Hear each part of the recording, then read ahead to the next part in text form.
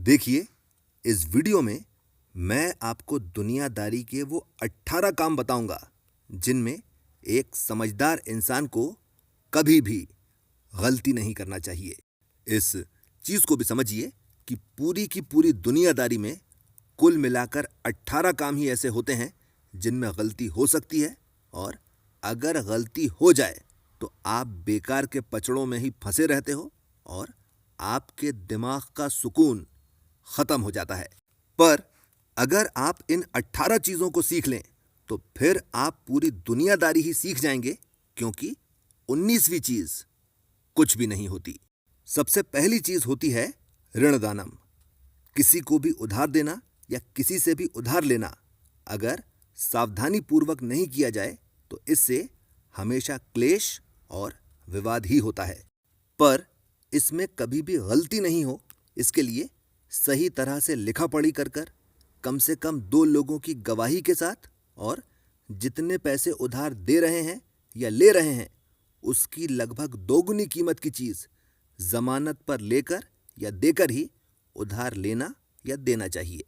वो लोग जो जान पहचान में, यारी दोस्ती में और रिश्तेदारी में ऐसे ही पैसे उधार दे देते हैं, उनका पैसा भी जाता है और जान पहचान, यारी दोस्ती और रिश्तेदारी भी जाती है। अब देखिए, यहां पर मैं आपको अपना तरीका भी बता देता हूं। ऐसा हो सकता है कि सामने वाले के पास जमानत देने के लिए कुछ हो ही नहीं। ऐसी कंडीशन में मैं ये करता हूं कि मैं पूछ लेता हूं कि कितनी तारीख को पैसे वापस करोगे, और जितनी तारीख भी वो बोलता है उतनी तारीख का चेक मैं रखवा लेता हूं। अब आ जाइए दूसरी कंडीशन पर, जो है निक्षेप। किसी के यहां अपना सामान धरोहर के रूप में रखना या किसी का सामान अपने यहां धरोहर के रूप में रखना, और जिस चीज को जिस स्थिति में और जितनी मात्रा में लिया गया था, तय समय के बाद किराया लेकर उस चीज को उसी स्थिति में और उतनी ही मात्रा में वापस कर देना। देखिए, सबसे ज्यादा विवाद इसी मामले में होते हैं, और इसमें कभी भी गलती नहीं हो, इसके लिए सही तरह से लिखा पढ़ी करके, किराया निश्चित करके, और किसी भी तरह की टूट फूट या नुकसान हो जाने पर हर्जाना किस तरह से तय किया जाएगा और उसको कौन देगा, इसको तय करने के बाद ही कोई चीज धरोहर के रूप में रखी जाना चाहिए। देखिए, स्कूल में, कॉलेज में और इतने साल मैंने जहां कहीं भी नौकरी करी है, किसी भी वजह के लिए जब जब मुझे पैसे कलेक्ट करने के लिए बोला गया है, मैंने हमेशा मना ही किया है। क्यों? क्योंकि अगर पैसे गुम गए तो पूरे के पूरे पैसे मुझे देना पड़ेंगे। और इसीलिए आप इस चीज को हमेशा याद रखिए कि कभी भी किसी की भी कोई भी चीज किसी भी कीमत पर अपने पास धरोहर के तौर पर कभी भी नहीं रखना चाहिए। और बिल्कुल इसी तरह से ही अपनी कोई भी चीज अपनी जान पहचान वालों में, दोस्ती यारी में या रिश्तेदारी में धरोहर के रूप में नहीं रखना चाहिए, क्योंकि वो कभी भी वापस नहीं मिलती। पर अगर जरूरत पड़े तो हमेशा किसी प्रोफेशनल की ही मदद लेना चाहिए। तीसरी चीज होती है अस्वामी विक्रय, यानी जिस चीज पर स्वामित्व नहीं है, अधिकार नहीं है, उस पर झूठा अधिकार जताकर उससे लाभ कमाना, यानी अपनी आइडेंटिटी छुपाकर छल से किसी को नुकसान पहुंचाकर अपना फायदा करना। देखिए, बहुत सारी जगहें ऐसी होती हैं जहां से आप सेकंड हैंड सामान खरीद सकते हैं, पर कुछ भी खरीदने से पहले आपको उसका ओरिजिनल बिल जरूर देखना चाहिए, उसको चेक करना चाहिए और खरीदने से पहले उसको ले लेना चाहिए। इस चीज को भी समझिए कि जितने भी साइबर क्राइम्स होते हैं, सब के सब इसी कैटेगरी में आते हैं। चौथी चीज होती है संभूय समुत्थानम, यानी मिलजुल कर किसी काम को या कि फिर किसी बिजनेस को करना। देखिए, होता असल में यह है कि 2 या उससे ज्यादा लोग जब ये देखते हैं कि उनकी सोच एक जैसी ही है, तो वो लोग किसी काम या बिजनेस को साथ में मिलकर करना शुरू कर देते हैं, और ज्यादातर ये काम जो होता है दोस्ती यारी या रिश्तेदारी में ही किया जाता है। इसके बाद आगे चलकर अगर नुकसान होने लगता है तो सभी लोग एक दूसरे की बुराई करने लगते हैं, और अगर फायदा होने लगता है तो किसका कंट्रीब्यूशन ज्यादा है और किसको ज्यादा शेयर मिलना चाहिए, इस बात को लेकर बहस होने लगती है। और इसीलिए अगर आप ये चाहते हैं कि आपके साथ इस तरह की कंडीशन कभी पैदा ही नहीं हो, तो उसके लिए आप ये कीजिए कि किसी भी तरह की पार्टनरशिप में एंटर होने से पहले किसी योग्य वकील से पार्टनरशिप के पेपर तैयार करवाइए कि ये पार्टनरशिप जो है किस तरह की है, इसमें किसने कितना पैसा लगाया है, कौन क्या काम करेगा और नहीं कर पाता तो क्या होगा, और इसके अलावा फ़ायदा या नुकसान होने पर, किसी की मृत्यु हो जाने पर या कि फिर बिजनेस के बंद हो जाने पर किसको कितना क्या मिलेगा। इस चीज़ को भी समझिए कि बिना इस तरह के एग्रीमेंट के अपनी माँ और अपने पिता के साथ भी किसी भी तरह की कोई भी पार्टनरशिप में कभी भी एंटर नहीं होना चाहिए।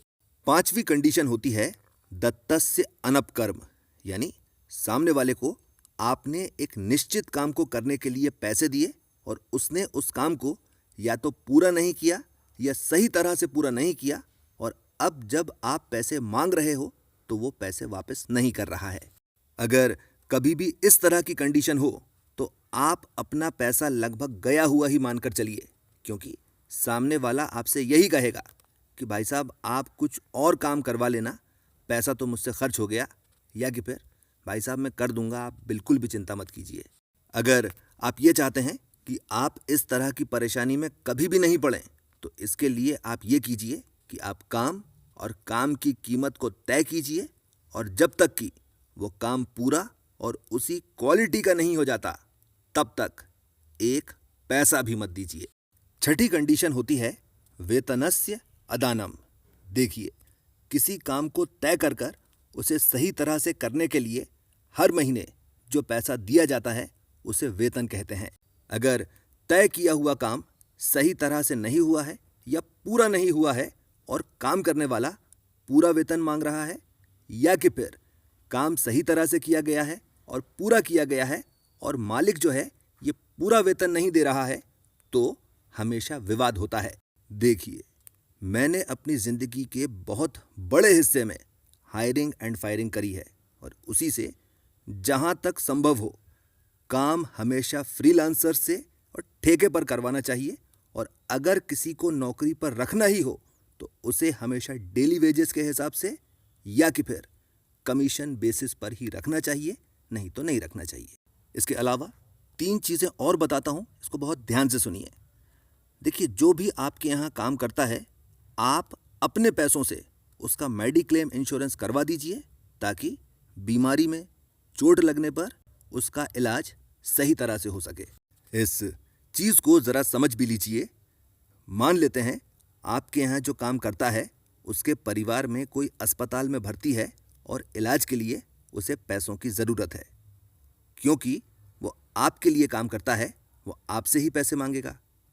अब अगर आप उसकी मदद करने से मना कर देते हो तो आप उसी वक्त बुरे बन जाओगे, और अगर आप उसकी मदद कर देते हो तो फिर आप 5 महीनों के बाद बुरे बन जाओगे। देखिए, एहसान जो है ये सामने वाले के दिमाग में थोड़े समय तक ही रहता है।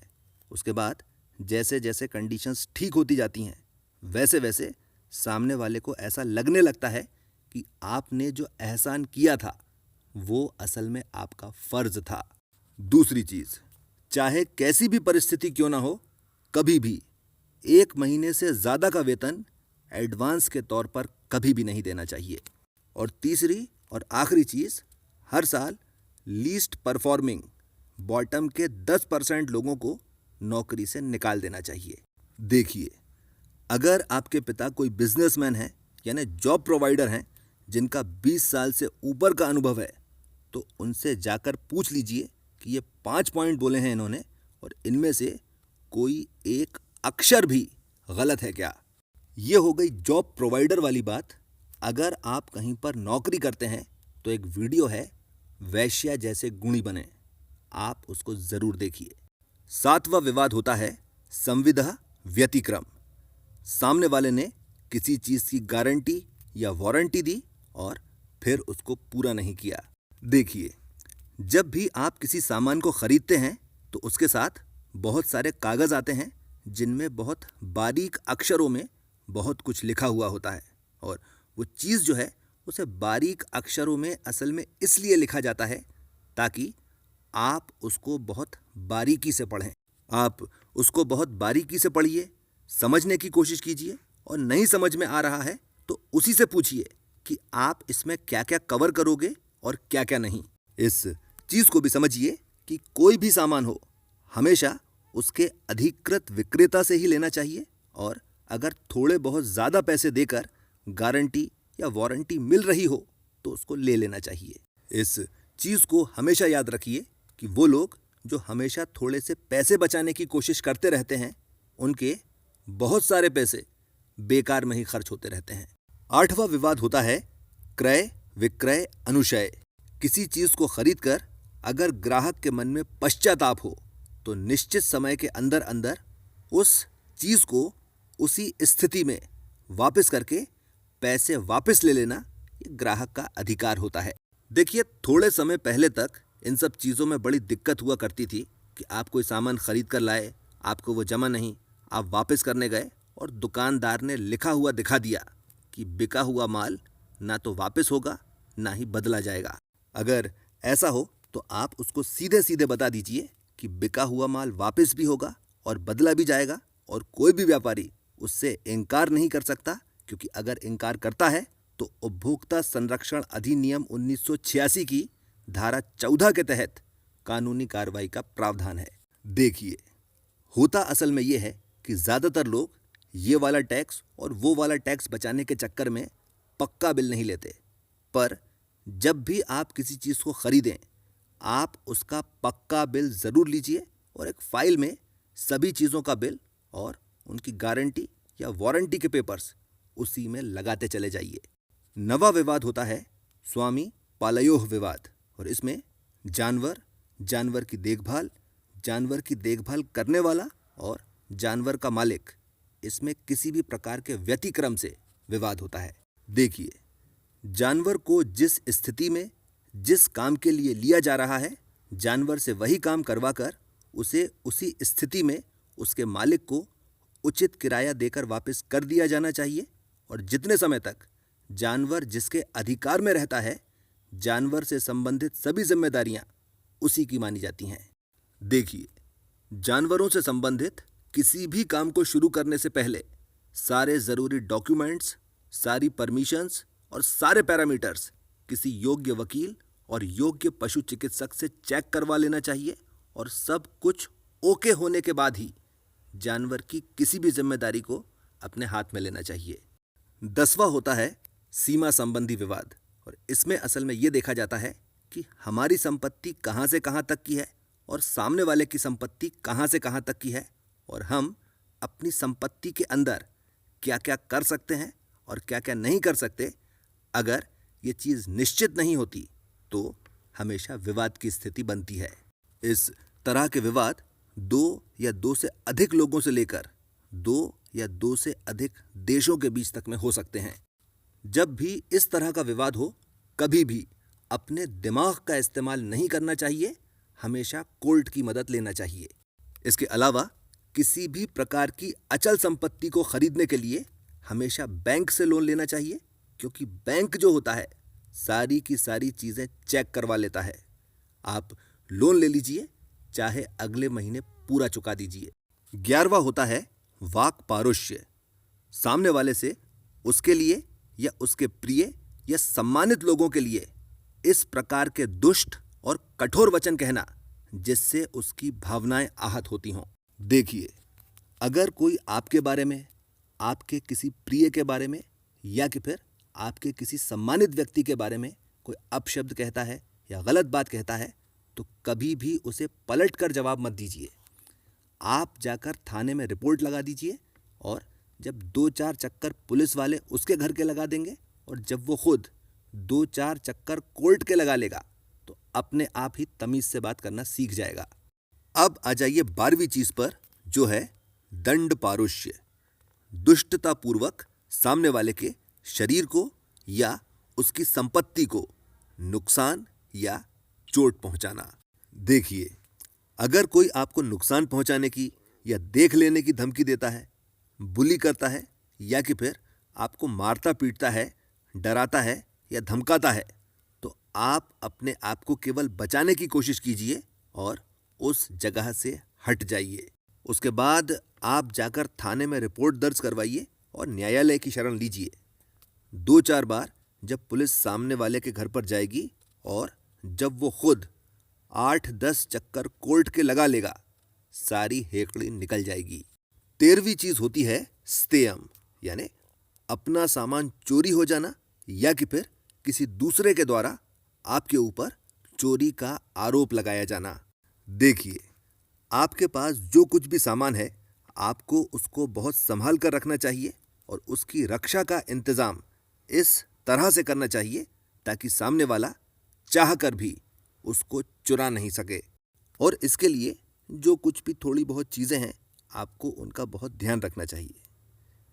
किसी भी तरह का कीमती सामान अपने घर पर नहीं रखना चाहिए। गहने या ज्वेलरी वगैरह जो होते हैं, ये खरीदना ही नहीं चाहिए। हमेशा आर्टिफिशियल ज्वेलरी से ही काम चलाना चाहिए। घर के अंदर बहुत ज़्यादा हो तो 5 या 10 हज़ार रुपये ही कैश रखना चाहिए और जहाँ तक संभव हो हमेशा मोबाइल से पेमेंट करना चाहिए।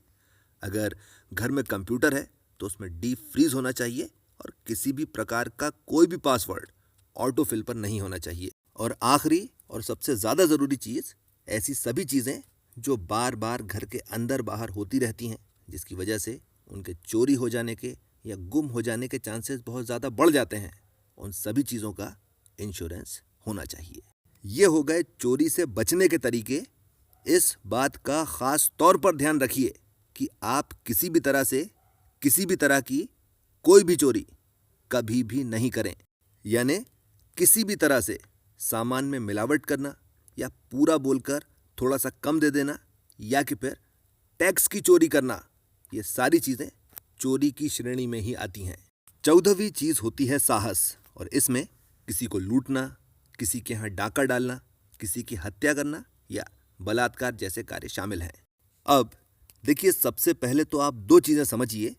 पहली चीज़ ये है कि दुनिया में सबसे बड़ा पाप जो होता है वो है कमज़ोर होना, और दूसरी चीज़ ये है कि विपत्ति जो होती है कभी भी बताकर नहीं आती। और इसीलिए आपको ये चाहिए कि जहाँ तक हो सके और जितना हो सके आप दंतीकरण और वैजायिकी नाम ज़रूर सीखें, ताकि ज़रूरत पड़ने पर आप स्वयं की और स्वजनों की रक्षा कर सकें। एक वीडियो है भगवान श्री कृष्ण की 64 कलाएं। आपकी कोशिश ये होना चाहिए कि आप उन 64 की 64 कलाओं को सीखें, और अगर सीख नहीं सकते तो भी कम से कम उन सभी में हाथ ज़रूर आजमाएं। अब आ जाइए 15वीं चीज़ पर, और देखिए 15वीं चीज़ होती है स्त्री संग्रहणम। देखिए, औरतों के मामले में ख़ास तौर पर सावधानी बरतना चाहिए। किसी स्त्री को देर तक देखना, उसका पीछा करना, उससे बात या हंसी मजाक करना, उसके पास जाना, उसको स्पर्श करना, प्रेम या रति से संबंधित वाक्य या चेष्टा करना और व्याभिचार करना, इनमें से कोई एक काम भी सिद्ध या प्रसिद्ध हो जाए तो दिमाग का सुकून खत्म हो जाता है। यानी जो जीत गया सो हारा समझो, और हार गया सो पत्थर से दे मारा समझो। एक वीडियो है पति में कौन कौन से गुण होना चाहिए, उस वीडियो को जरूर देखिए। 16वां होता है स्त्री पुम धर्म, और इसमें स्त्री का पुरुष के प्रति व्यतिक्रम होना, यानी अशुद्ध आचरण होने की वजह से जो परिस्थितियां बनती हैं उसके बारे में बताया गया है। देखिए, किसी भी परिवार की प्रतिष्ठा उसकी स्त्रियों के आचरण पर ही टिकी हुई होती है, और इसीलिए परिवार की स्त्रियों की सभी प्रकार से रक्षा करना चाहिए, और इस बात का कोई मौका आने ही नहीं देना चाहिए जिससे ऐसा कुछ हो सके जो कि नहीं होना चाहिए था। अगर आप ये जानना चाहते हैं कि ऐसा करते कैसे हैं, तो फिर आप एक वीडियो ज़रूर ही देखिए, जो है दुश्मन की कमज़ोरियां जानने के 11 नियम। एक चीज़ है जो सभी स्त्रियों को समझना चाहिए, वो ये कि पुरुषों की आसक्ति जो होती है ये केवल तभी तक रहती है जब तक कि उनकी कामना पूरी नहीं हो जाती। उसके बाद वो अलग तरह का व्यवहार करने लगते हैं। 17वीं चीज़ होती है दाय विभाग, और इसमें पति और पत्नी के अलग हो जाने पर यानी संबंध विच्छेद हो जाने की स्थिति में या किसी की मृत्यु हो जाने की स्थिति में कुल संपत्ति का बंटवारा किस तरह से किया जाएगा, इस बारे में बात की जाती है। इसके अलावा माता या पिता की मृत्यु हो जाने के बाद उनकी संपत्ति का बंटवारा उनकी संतानों के बीच किस तरह से किया जाना चाहिए, इन विवादों का निपटारा किया जाता है। देखिए, जिन लोगों के माता पिता ने जीवित रहते हुए अपनी संपत्ति का सही बंटवारा अपने बच्चों के बीच में नहीं किया है, वो बच्चे बहुत ही ज़्यादा अच्छी तरह से जानते हैं कि उनके माता पिता कितनी बड़ी बेवकूफ़ी कर कर गए हैं। और इसीलिए माता पिता को ये चाहिए कि अपने जीवन काल में ही, जब उनका शरीर और दिमाग सही तरह से काम कर रहा होता है, तभी अपने सभी बच्चों को बुलाकर अपनी संपत्ति का बंटवारा समझा दें और सारा पेपर वर्क एक योग्य वकील की देखरेख में कंप्लीट करवाकर अपनी एक प्रॉपर वसीयत कर दें। 18वीं और आखिरी चीज होती है द्यूत समावय, यानी कोई ऐसा कार्य करना या कि फिर किसी ऐसी चीज का सेवन करना जिसके बाद इंसान अपने पूरे होशो हवास में नहीं रहता और गलतियां करता है। देखिए, वैसे तो ये सब चीजें करना ही नहीं चाहिए, पर अगर करते हैं तो फिर आप घड़ी देख लीजिए और जब तक 24 घंटे पूरे नहीं हो जाते तब तक किसी भी तरह का वाहन नहीं चलाइए। और ये चीज़ जो है, ये आपकी, आपके परिवार वालों की और सड़क पर चलने वाले लोगों की सुरक्षा के लिए है। ये हो गया आचार्य चाणक्य का व्यवहार पद प्रकरण। एक दो चीज़ें और भी हैं जो कि आपको समझना चाहिए, ध्यान से सुनिए। सबसे पहली चीज़ यह है कि किसी भी तरह की डीलिंग में कभी भी पैसे पहले नहीं देना चाहिए, क्योंकि सामने वाला जो है पैसे के लिए ही काम कर रहा है। जैसे ही उसको पैसे मिल जाएंगे उसका काम हो चुका है। इसके बाद वो आपका काम पूरा करे और सही तरह से पूरा करे, ये फिर उसकी इच्छा पर निर्भर हो जाता है। ऐसा कभी भी नहीं होना चाहिए। अब आ जाइए दूसरी चीज़ पर और देखिए, इस वीडियो में मैंने आपसे 3-4 जगहों पर बोला कि न्यायालय की शरण लीजिए और अपना दिमाग बिल्कुल भी मत लगाइए। देखिए, कोर्ट कचहरी का मामला है ये, और इसीलिए हमेशा प्रोफेशनल, स्पेशलिस्ट और रेप्यूटेड लॉ फर्म से मदद लेना चाहिए। इसमें असल में ये होता है कि केस लड़ने में आपको एक पैसा भी खर्च नहीं करना पड़ता और जो भी सेटलमेंट होता है या कि फिर जो भी कंपनसेशन मिलता है वो उसमें से एक निश्चित परसेंटेज एज फीस ले लेते हैं और आपको केवल अटेंडेंस लगाना पड़ती है। आखिरी चीज़, और देखिए, किसी भी इंसान की ज़िंदगी में कुल मिलाकर ये 18 मौके ही ऐसे होते हैं जब उससे गलती हो सकती है और होती ही है। पर अगर आप दुनियादारी की ये 18 चीज़ें सीख लें तो फिर दुनियादारी में कोई भी आपका हाथ नहीं पकड़ पाएगा। इसके साथ मैं अपनी बात खत्म करता हूं। आपने मुझे इतना समय दिया, थैंक यू वेरी मच।